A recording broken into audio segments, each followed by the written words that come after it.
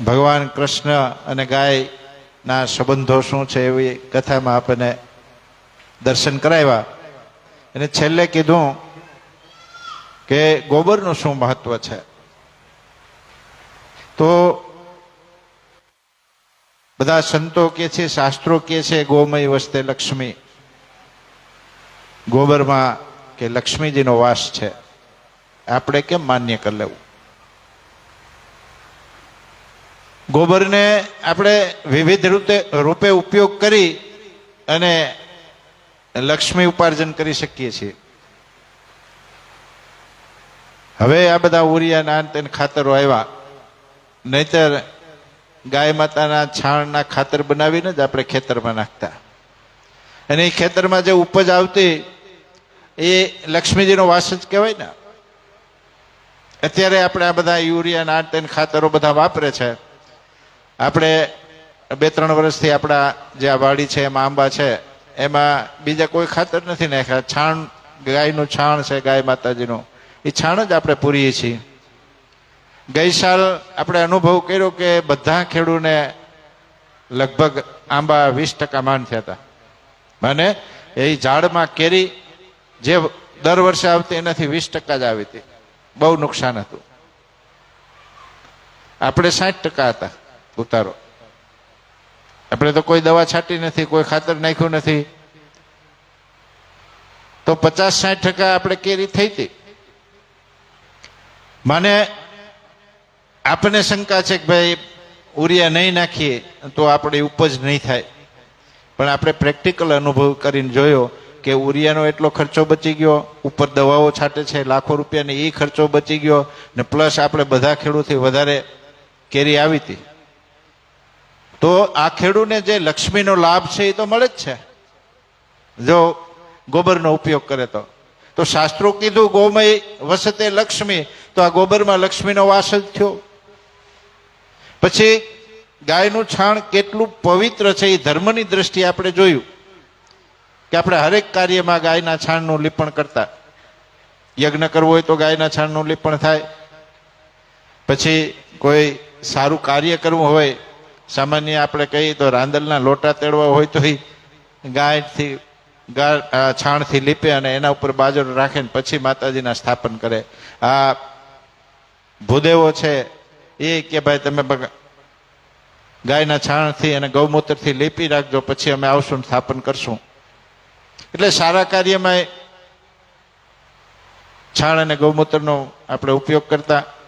પછી કોઈ પણ જીવ છે એ ભગવાન શિવને શરણે થઈ જાય, માને મૃત્યુ પામે, ત્યારે આપણે ગોબર અને ગૌમૂત્રથી જમીનને લીપી અને એની પછી એ લાશને રાખતા.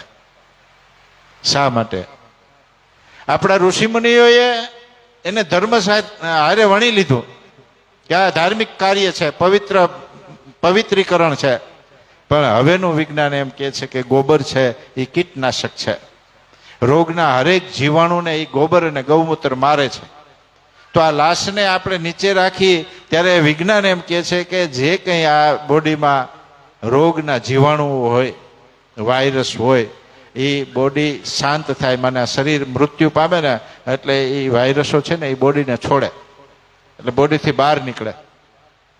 તો આપણા ઋષિમુનિએ પ્રથા કરી કે ગૌમૂત્ર અને છાણથી લીપીને પછી એ બોડીને રાખવું, એ શરીરને રાખવું. એટલે જે કાંઈ વાયરસો છે, જે કાંઈ આ જીવાણુઓ એમાંથી બોડીમાંથી નીકળે ને એ તરત ત્યાં ખતમ થઈ જાય, એનો નાશ થઈ જાય. એટલે આની પાછળ એક સાયન્સ છે. આ સાયન્સ પ્રક્રિયા જ કહેવાય ને. પણ આપણા ઋષિમુનિને ખબર હતી કે આજનો સમાજ છે એ ભોળો છે. આપણા વડીલોને કાંઈ વિજ્ઞાનની ખબર નહોતી, પણ એ ધર્મને માનતા, ગુરુ લોકોના વચનને માનતા, આપણા ધર્મના હરેક સિદ્ધાંતોને પાળતા. એટલે ઋષિમુનિઓએ આ સાયન્સને વિજ્ઞાન, આ ધર્મની હારે વણી લીધું વિજ્ઞાનને કે ભાઈ આ ધાર્મિક ક્રિયા છે, આનાથી પવિત્ર થાય. પણ આ વૈજ્ઞાનિક રીતે આ બધું અત્યારે સાબિત થાય છે. તો એ દ્રષ્ટિએ જોઈએ તો રોગચાળો ન થાય, આ વાયરસો ફેલાય નહીં, તોય આપણા ઘરમાં લક્ષ્મીનો વાસ રહીએ, કારણ કે દવાખાનામાં પૈસા દેવા ન પડે.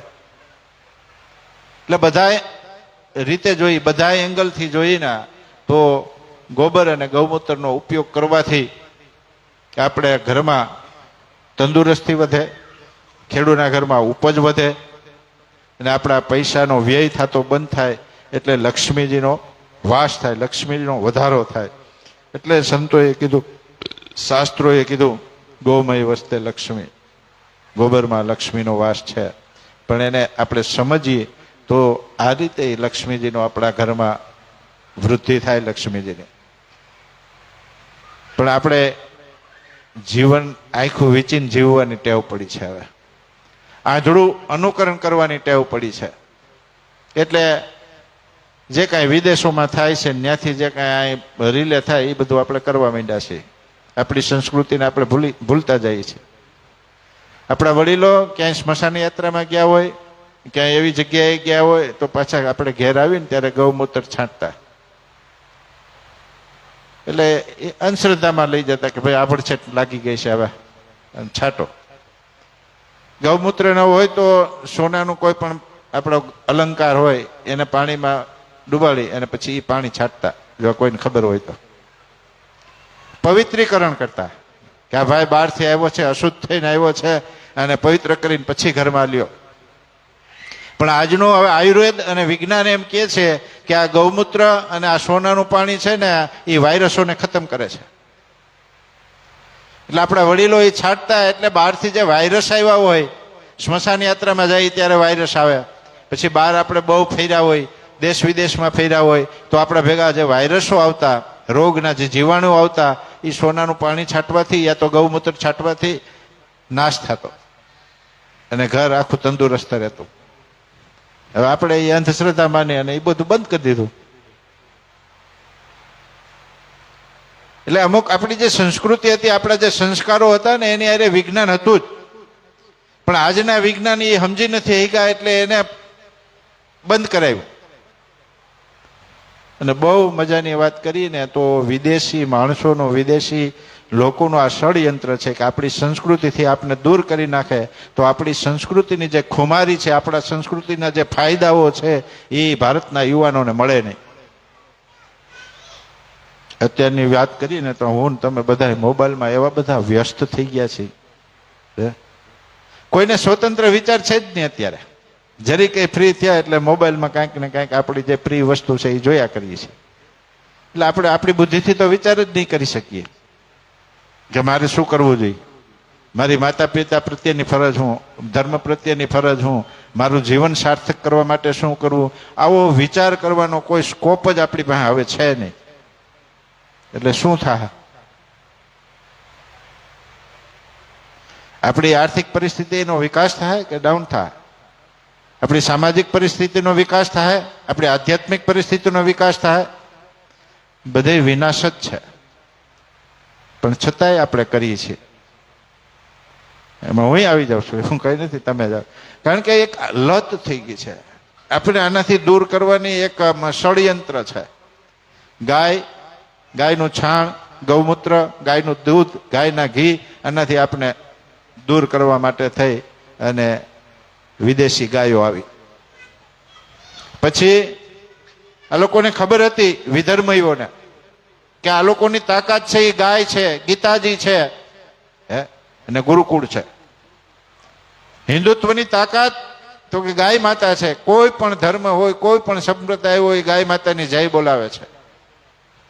ને આપણા ઋષિમુનિએ આ પ્રથા ચાલુ કરી છે. અને ખબર હતી કે આ લોકોના જીવનમાં, આપણા સમાજમાં જ્યાં સુધી ગાય માતાના આ પંચગવ્યનું સેવન થાય ને ત્યાં સુધી આ ભારતીય સંસ્કૃતિની જે ખુમારી છે ને એ જાહે નહીં. એટલે ગાયને ધર્માયરે વણી લીધી. પછી ગીતાજીના સિદ્ધાંતો છે ને એ તમારી જીવનની ખુમારી ને ખીલવે છે. એટલે ગીતાજીને ધર્મરાયરે વણી લીધી. ગાય, ગીતાજી અને ગુરુકુળને ધર્માયરે વણી લીધું હતું. ગુરુકુળમાં નાનપણથી ધર્મને સાથે લઈ અને પછી શિક્ષાઓ અપાતી. ને આ બધાનો વિનાશ, આ બધાને આપણાથી દૂર કરવાના પ્રયત્નો વિધર્મીઓ કર્યા. શું કર્યા? આપણી દેશી ગાય દૂધ ઓછું આપે છે એટલે જર્સી લઈ આવ્યા. પછી એ જર્સીના દૂધ પીધા એટલે ભેંસ આવી, ભેંસના દૂધ પીધા એટલે આપણી ખુમારી ગઈ. પછી ગીતાજીને દૂર કરવા માટે એને એમ કીધું બ્રાહ્મણ સિવાય વચાય નહીં ગીતાજી. આ ગીતાજી નાયા ધોયા વગર વચાય નહીં, કારણ કે એને ખબર હતી વિધર્મીઓને કે આ ખેડૂ લોકો છે ને એ અઠવાડિયે 15 દી એકવાર નાય છે, અભણ છે. એટલે પછી આપણે ભય બતાવ્યો કે આમાં જો વાંચવામાં કાંઈ ફેર આવે, શબ્દ દોષ થાય તો દોષ લાગે, પાપ લાગે. એટલે આપણે ગીતાજીથી દૂર થયા કે બ્રાહ્મણને જ વચાય, આપણાથી ન વચાય. પછી એમ કીધું કે નાયા ધોયા વગર ન વચાય. એટલે આપણે ગીતાજીને પૂજામાં રાખીને ચાંદલા કરવા માંડ્યા. એટલે અંદર શું છે એ ખબર જ ન પડી, પુસ્તકને ચાંદલા કરવા માંડ્યા. હવે કઈ મરચાને આપણે રોજ ચાંદલા કરીએ કે મરચાના રોજ આપણે દર્શન કરીએ તો હું આપણે તીખાશની ખબર પડે? કારેલાને રોજ ચાંદલા કરો જોઈએ, એ કેવું કડવું હોય એ ખબર ન પડે. એ કડવાશનો અનુભવ કરવા માટે આપણે એને ખાવા પડે. એમ ગીતાજીના સિદ્ધાંતોને આપણા જીવનમાં પચાવવા પડે. એ આપણે વાંચશું કે સાંભળશું તો આપણને ખબર પડે ને કે આમાં આ સિદ્ધાંતો છે, આપણી આ સંસ્કૃતિ છે. પણ એનાથી આપણે દૂર કરવા માટે આવા નિયમો કરવામાં આવ્યા. અને ગુરુકુળ, એ આખી ગુરુકુળ શિક્ષા પદ્ધતિને જ આપણે બાદબાકી કરી નાખી. અને આ અંગ્રેજી શિક્ષણનો આપણે ક્રેઝ આવ્યો ને એ લોકોએ જ અંગ્રેજી શિક્ષણની પદ્ધતિને અમલમાં મૂકી. ધીમે ધીમે ધીમે ધીમે આપણી આ ગુરુકુળ પ્રથા તો ગઈ, પણ ભણવામાં જે આપણા ઇતિહાસના પાઠ આવતા, લેસન આવતા, એ આ અધિકારીઓ કાઢી નાખ્યા કે ભારત છે એ સર્વધર્મ સમાન માને છે, તો આ હિન્દુ ધર્મના એક જ પાઠ્ય પુસ્તકોમાં કેમ ઇતિહાસમાં લેસન આવે છે, પાઠ આવે છે? એટલે આ કાઢી નાખ્યા. એટલે હવે આપણા બચ્ચાને ખબર જ નથી કે હિન્દુ ધર્મ શું છે, હિન્દુ ધર્મની ખુમારી શું છે, આપણી સંસ્કૃતિ ખબર જ નથી. એટલે મન ફાવે એમ જીવે છે, મન ફાવે એમ જીવે છે. એટલે કુટુંબ વિભક્ત થયા. કોઈ સાસુ સસરાની સેવા કરવા ખુશી નથી, કોઈ માતા પિતાની સેવા કરવા ખુશી નથી, બધા વ્યસન અને વ્યભિચારમાં ચડ્યા. ગાય માતાની, ગીતાજીની અને ગુરુકુળની આના માટે આપણે જરૂર છે કે આજે અત્યારે આત્મહત્યાઓ થાય છે, માણસ ડિપ્રેશનમાં આવી જાય છે, કારણ કે એને ખબર જ નથી જીવન એટલે શું. એને દાદાનો હૂંફ નથી મળી, દાદીમાની હૂંફ નથી મળી, બાપની હૂંફ નથી મળી, માની મમતા નથી મળી. કારણ કે માતા છે એ નોકરી કરતી હોય, દાદા દાદીને ભેગા પહોંચતા ન હોય, સેવા નથી કરવી એટલે નોખા થઈ ગયા હોય. પછી બાળક છે ને એ કાં શેરીના છોકરા હારે રમતું હોય ને કાં એ જે નોકર રાખી હોય બાય જે હું કે આયા નીંદર આવે પપ્પે આજ મારા દુશ્મન છે, નીંદરમાં કોઈક ઝોલા ખાય તો આપણને એમ થાય ને કે આ ગમતું નથી તો સારું. એટલે આયાની બાજુ પાસે એના ખોળામાં રમીને બાળક મોટું થાય છે.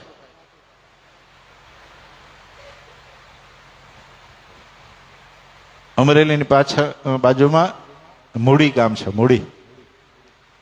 એની એક કથા હતી, આખી તો નથી કરવી, પણ મૂડીનો જે રાજકુંવર છે ને એ એની જે રાજમાતા હોય ને એ ક્યાંય બહાર કોઈ કામ પ્રસંગે ગઈ અને રાજકુમાર રેડ્યો એટલે દાસી એને ધવડાવ્યો શાંત કરવા માટે. અને રાજમાતા આવ્યા ને ખબર પડી કે દાસી આને ધવડાવ્યો એટલે એ રાજકુંવરને ઊંધો કર્યો ને જ્યાં સુધી દૂધની ઉલટી ન થઈ ને ત્યાં સુધી એને ઊંધો લટકાડી રાખ્યો. પછી પ્રસંગ એવો એને છે કે કોઈ શરણાર્થીઓ આવે છે, આપણે સુમરા કહેતા, એ લોકો શરણ લેવા આવે છે. પાછળ જ્યાં મોગલો પડ્યા ને એની બૈરાઓ શરણ લેવા આવે છે. મૂડીના પાદરમાં આવીને આ રાજકુમાર રમે છે, બધા બાળકો એના ભેગો રાજકુમાર છે. અને આ વાત થઈ એટલે રાજકુમાર છે ને એ ત્યાં રાજ દરબારમાં રજા લેવા ગયો કે આ લોકો શરણ લેવા આવ્યા છે, આપણે શરણ આપવું કે નહીં. ત્યારે એ રાજમાતા એને ઠપકો આપે છે કે મેં બધુંય ઉલટી તો કરાવી નાખી હતી, પણ એકાદો છાંટો તારા શરીરમાં રહી ગયો એટલે તું આ રાજપૂતની રીત ભૂલી અને અહીં રજા લેવા આવ્યો. આપણે સૌરાષ્ટ્રના છીએ, કચ્છના છીએ, કાઠિયાવાડના છીએ, શરણાગતને માટે ખપી જવું એ તો આપણો ધર્મ હોય ભલા માણસ. અને તું આ રજા લેવા આવ્યો એનો મતલબ એ છે કે એ જે આયા છે જે નોકરાણી જે દાસી છે એનું દૂધ તારા શરીરમાં એકાદો છાંટો રહી ગયું છે. આ ખુમારી હતી આપણા ધર્મની, આપણા ધાવણની, આપણા સંસ્કારોની. એ બધી વહી ગઈ છે, કારણ કે આયા પાસે જ બાળક મોટો થાય છે. અને બાળક સમજતા શીખે ને ત્યાં એને આપણે ટ્યુશનમાં મોકલી દીધો હોય, ત્યાં આપણે કેજી ને એવું કે ને નર્સરીમાં મૂક્યા હોય. હવે 2 વર્ષનો થયો હોય તો નર્સરીમાં મૂક્યા હોય, એટલે એને મા બાપને શું છે એ ખબર ન પડે. ઓલી નર્સરી વાળી ભણાવે ને એ જ ભણે. હવે એનામાં માતાની ખુમારી આવે, એનામાં પિતાની ખુમારી આવે? નથી આવવાની, કારણ કે એને માનો ખોળો મળ્યો જ નથી ભલા માણસ. અને બહુ મજાની વાત કરી, મને ગમતો વિષય, એ પેટમાં હોય ત્યાં જ માએ પાણીપુરી જ ખાધી છે. હે, બાળક પેટમાં હોય તો એ માએ પાણીપુરી જ ખાધી છે, કોઈ સારા પુસ્તક વાંચ્યા નથી, સારી વાત કરી નથી. એ 2 માણસ આમ ફર્યા જ છે, બેફામ ફર્યા છે. એમાં એ ગર્ભમાં મોટો થાય, પછી આ 2 વર્ષનો સમજણો થાય તો એ કેજીમાં ઓલામાં મૂકી આવ્યા હોય. એટલે માતા પિતાના સંસ્કારો શું કે પ્રેમ શું એ તો એને ખબર જ નથી. પછી એ મોટો થાય ને બેફામ થાય તો એમાં વાક તો આપણો જ છે. એટલે આપણી સંસ્કૃતિની બહુ જરૂર છે, આપણા ગુરુકુળોની બહુ જરૂર છે, આપણી ગાય માતાની બહુ જરૂર છે, અને આપણી ગીતાજીની બહુ જરૂર છે. આ ટૂંકમાં એટલે કરી નાખ્યું કે આ ગર્ભ સંસ્કારમાં પાછો વયો જાય તો પાછી કલાક નીકળશે. આપણે આ કથામાં વેરાવળથી આપણે જે પ્રવીણાબેન હમણાં એક શિબિર કરી ને ધ્યાનની, એ સંસ્થાના SSY માને સિદ્ધ સમાધિ યોગ કરીને એક સંસ્થા છે. એ સંસ્થાના યોગ ટીચર અહીં વેરાવળથી શૈલેષભાઈ કરીને પધાર્યા છે. ખૂબ સંત પ્રેમી છે. આપણી શિબિરની વાત સાંભળી અને એમ થયું કે મારે આશ્રમના દર્શન કરવા છે, એ મહાત્માજીના દર્શન કરવા છે. ઠેઠ વેરાવળથી અહીંયા આવ્યા છે. બોલો, માણસની ઝંખના હોય તો ક્યાં પહોંચી જવાય?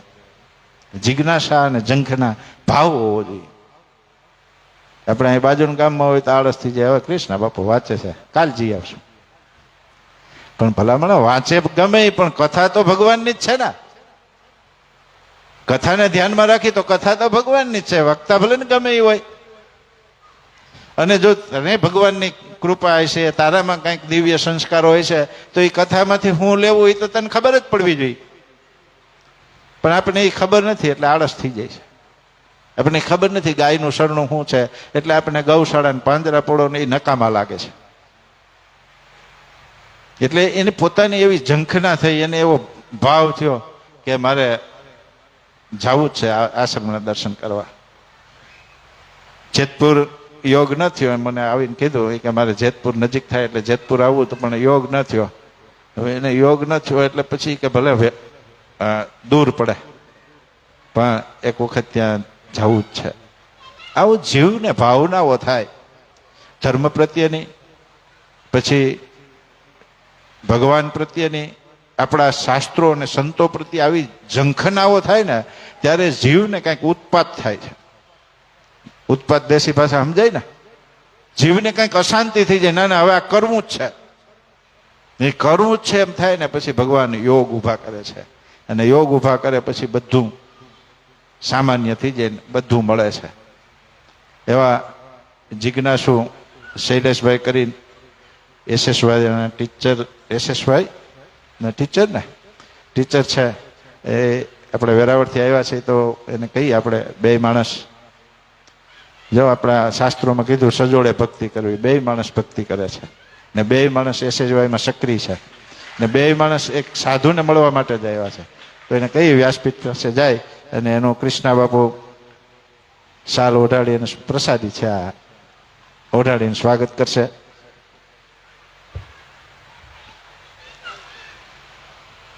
બે જય શિક્ષક છે મને જય હો. બોલીએ સંત ભગવાન કી, સદગુરુ ભગવાન કી. ધ્યાનમાં કંઈક 1 ડિગ્રી મેળવી છે. બેન પાસે 1 છે, આની પાસે કંઈક 2 ડિગ્રી છે. એટલે એમાં કંઈક આગળ વધાય છે.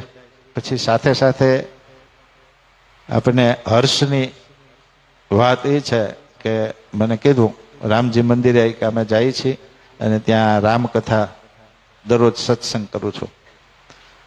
નહીંતર શું થાય, ધ્યાની હોય ને એ શુષ્ક થઈ જાય. ઘણા રજનીશમાં ધ્યાન કરે છે, એને આપણે અનુભવ કર્યા છે. પછી બીજી બધી ધ્યાનની શિબિરો જે અત્યારે વિપસ્યના નીકળ્યું છે, એની શિબિરોમાં ગયેલા માણસ એ છે ને શુષ્ક થઈ જાય. પછી એ શૂન્યમાં જ રમતો હોય, એને એના જીવન સિવાય બીજા કંઈની ખબર જ ન હોય. ઘરમાં એક તમને મારા જીવનનો અનુભવ કહું. 6:30 થઈ ગયા. મારે એક મિત્ર હતા ડોક્ટર દિલીપભાઈ કરીને, રજનીશમાં બહુ સક્રિય. પછી એના જીવન કેમ શુષ્ક થઈ જાય એ મારે તમને કેવું છે, એટલે મને દાખલો યાદ આવ્યો. ત્યારે હું 65માં, એ ડોક્ટર, બહુ મિત્રતા સારી. અમે જો બેસી ગયા હોય તો આખી રાત એમને ભઈ જાય. હું મારા ધૂણવાના અનુભવ કહું, એ એના ધ્યાનના અનુભવો. ગરબી મંડળમાં એની છોકરી રમે અને અમે ગરબી મંડળમાં કાર્ય કરો. છોકરીને આમાં ઉપરથી આમ નીચે ઉતારવા માટે તાર બાંધ્યા અને એના ઉપર ઝૂલો કર્યો અને કાળકામાનો વેશ પહેરાવ્યો અને કાળકામાં ઉતરતા હોય ને એવા આગલેથી બધા ટ્રાય કરી લીધી હતી. પણ ભગવાનને શું, માતાજીની ઈચ્છા એ છે, એ છોકરી આમ જરીક હાલીને પછી એ જે ડોલી હતી આમ ઊંધી થઈ ગઈ, છોકરી નીચે પડી, કાળકામાં આવ્યા નીચે બેસુદ થઈ ગઈ. કુદરતી હું નીચે હતો, મારા હાથમાં આવી અને હું માતાજીના સ્થાપન પાસે લઈ ગયો, નાળિયેર પાણી પીવડ્યું. વાત ભાનમાં આવી ગઈ એટલે મેં તરત એને પાછી ચોકમાં મોકલી દીધી, એટલે પબ્લિકમાં ઉહાપો ન થાય. એટલે માતાજી એ તો લાજ રાખી, પણ ઓલી પ્રક્રિયા મારે તમને કહી છે. દિલીપભાઈ ડોક્ટર દવાખાને હતા. હવે કોઈ મોટરસાઇકલ વાળો ત્યાં જઈને એને સમાચાર દીધા, તમારી છોકરીનું આવું થઈ ગયું, બેસુદ થઈ ગઈ છે. કઈ વાંધો નહીં કે રામભાઈ છે ને આ શરીરને, ત્યારે બધા રામભાઈ કે રામભાઈ છે ને, કઈ વાંધો નહીં કે પણ તમારી દીકરી છે. ના ના કાંઈ નહીં, તો અમે ધ્યાની છીએ કે તો બધા પોતપોતાના જીવ છે, એ પોતપોતાની ગતિથી પોતપોતાના કર્મ ભોગવે. આવું શુષ્ક જીવ થઈ જાય. મારે કહેવાનું એનું જીવન શુષ્ક થઈ જાય, કેમાંય રસ ન હોય. પછી એક એને શૂન્યથી તાર લાગેલો હોય. પણ આપણી સમાજની વ્યવસ્થા એવી છે, સમાજનું માળખું એવું છે કે એમાં પ્રેમ જોઈ. પ્રેમ વગરનું જીવન છે ને એ એકલતા જેવું લાગે, એ રસ વગરનું થઈ જાય. એટલે આપણા સંતોએ છે ને સાકાર પૂજાની વ્યવસ્થા કરી છે, મૂર્તિ પૂજાની વ્યવસ્થા કરી, મંદિરોની વ્યવસ્થા કરવી. એટલે મારે આ વાત એટલે કરવી પડી કે શૈલેષભાઈ છે ને એ ધ્યાની તો છે, સાથે સાથે રામાયણનો સત્સંગ કરે છે. ને આ બે જીવનમાં બહુ જરૂરી છે. ધ્યાની હોવું જરૂરી છે, અતિ મહત્વનું છે. પણ ભેગો જો આ સત્સંગ નહીં હોય કે સમાજ વ્યવસ્થાની માળખાની ખબર ન હોય ને, તો એ માણસ ક્યાં જઈને ઉભે ને એનું નક્કી નહીં. કારણ કે પછી બ્રેક વગરની ગાડી થઈ જાય. ને આપણા શાસ્ત્રો, આપણો સમાજ એ બધી બ્રેકો છે. ધ્યાનમાં ક્યાં સુધી જવું, આવા અનુભવ થાય તો પછી એનું પરિણામ શું, આ અનુભવ થાય તો સમાજનું કલ્યાણ થાય કે જીવનું કલ્યાણ થાય કે નહીં, આ બધાને જાણવા માટે થઈને શાસ્ત્રો બહુ જરૂરી છે. એટલે મને બહુ આનંદ થયો વાત કરી કે ભાઈ હું રામાયણનો અભ્યાસ કરું છું, રામાયણનું પઠન પાઠન કરું છું, બધા દર્શને આવે ને એને સત્સંગ કરું છું. એટલે મેં ભાઈને પૂછ્યું, આપણા ડૉક્ટર સાહેબને, ઈશ્વરભાઈને, કે એ જો 5-10 મિનિટ આપણને બોલાય, માઇક સંભાળે તો આ બધાને એના વિચારો જાણવા મળે ને. તો કે ના બોલશે, ભક્તિ રસ વિશે બોલશે. તો આપણે શૈલેષભાઈને કહી કે મને તો તમે રોજ સાંભળો જ છો, આવી અને ભક્તિ રસ એને જે કાંઈ એના ભગવાન બોલાવે, પરમાત્મા બોલાવે એવું બધાને આશીર્વચન માને ગાઈડનેસ આપે શૈલેષભાઈ.